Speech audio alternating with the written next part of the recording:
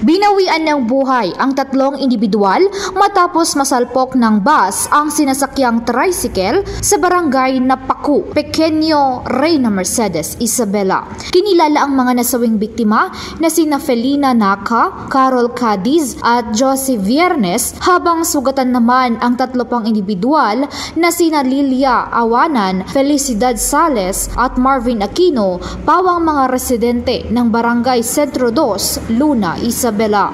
Kinilala naman ang driver ng bus na si Julius Camua, 29 anyos at residente ng barangay San Jose, Gonzaga, Cagayan.